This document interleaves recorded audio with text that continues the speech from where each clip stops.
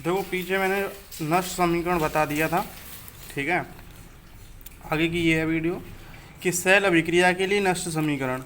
तो सेल अभिक्रिया के लिए नष्ट समीकरण क्या है, वो तो एक इलेक्ट्रोड के लिए बताई थी पहले मैंने नष्ट समीकरण। अब इसमें क्या है कि दो इलेक्ट्रोड हों तो उसके लिए किसी सेल अभिक्रिया के लिए इलेक्ट्रोड ई तथा मानक इलेक्ट्रोड ई में मानक इलेक्ट्रोड विभव में निम्न संबंध होता है। तो ई सेल बराबर E0 - 2.3, ये तो आपको यहाँ तक पता ही है। लेकिन यहाँ आ गया एक चीज़ बस ये कि क्यू। तो यहाँ क्यू अभिक्रिया के उत्पादन तथा विकारकों की सांद्रता के अनुपात हैं। जैसे कि दो हैं, जैसे कि Zn और Cu, दो हमने लिए थे ना। जैसे गैल्वेनिक सेल में दो होते हैं, जिंक और क्लोराइड, जिंक और कॉपर। तो जिंक अपॉन कॉपर के आयन, यानी जिंक के आयन ये और कॉपर के आयन ये, दोनों की सांद्रताओं का अनुपात है क्यू, ठीक है। जैसे कि यहाँ लिख सकते हैं हम Zn plus upon Cu plus, ठीक है।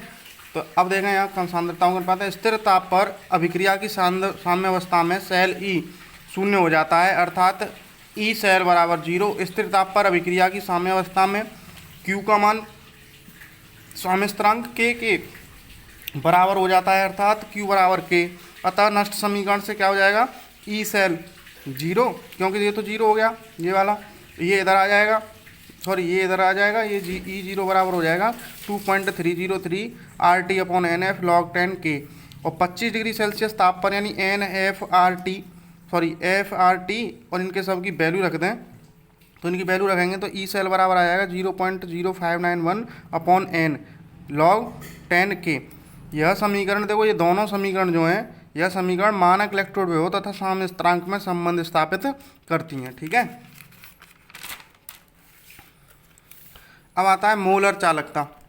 तो देखो मोलर चालकता से पहले हमें प्रतिरोध, प्रतिरोधकता और चालकता, ये चीज़ें पढ़नी है। तो ये चीज़ें आप 12th क्लास में फिजिक्स में पढ़ेंगे, चैप्टर नंबर 3 में, प्रतिरोध, प्रतिरोधकता और चालकता। तो उसमें आप पढ़ लेना, तो मैंने यहाँ डिफाइन नहीं किया है इसी वजह से।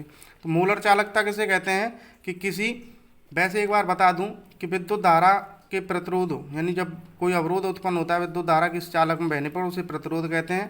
प्रतिरोधकता यानी तार में कितना प्रतिरोध उत्पन्न हो रहा है, क्यों हो रहा है, उसकी जो गुण होता है उसे प्रतिरोधकता कहते हैं। और प्रतिरोधकता के व्युत्क्रम को चालकता कहते हैं, ठीक है, यानी इसके व्युत्क्रम को चालकता कहते हैं। तो मोलर चालकता का मतलब क्या है कि किसी विद्युत अपघट्य के विलयन की सांद्रता C पर मोलर चालकता में निम्न परिभाषित कर सकते हैं कि lambda m = K upon C into 1000 = 1000 kV। तो मोलर चालकता को लैम्डा यानी m लिखी हुई, तो ये m का मतलब मोलर है, ठीक है।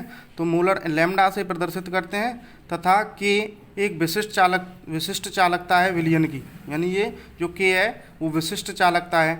c सांद्रता मोल प्रति लीटर में है, तथा v विलयन की तन्यता है। ये तन्यता है, चालकता का उल्टा, सॉरी सांद्रता का उल्टा तन्यता होता है, तो ये तन्यता है, ठीक है।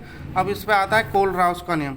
तो कोलराउस इस नियमानुसार किसी विद्युत अपघट्य की सीमांत मोलर चालकता उसके धनायनों व ऋणायनों की मोलर चालकताओं के योग के बराबर होती है।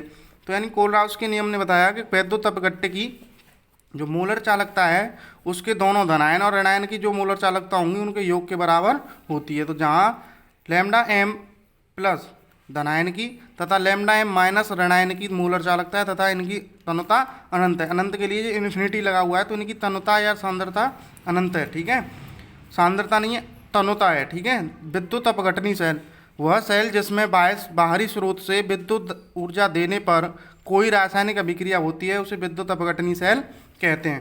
तो देखो विद्युत अपघटनी सेल क्या है कि किसी पदार्थ का हमें विद्युत अपघटन कराना है, तो उसके लिए हमें विद्युत अपघटनी सेल लेना पड़ेगा, और उसमें उस पदार्थ का जलीय विलयन लेना होगा, और उसमें दो एनोड और कैथोड होते हैं, तो इनसे विद्युत धारा प्रवाहित की जाती है, जिससे उनका अपघटन हो जाता है। देखो यहाँ ये बिल्कुल गैल्वेनिक सेल का विपरीत है। गैल्वेनिक सेल में क्या है कि धारा उत्पन्न होती है रासायनिक अभिक्रिया से।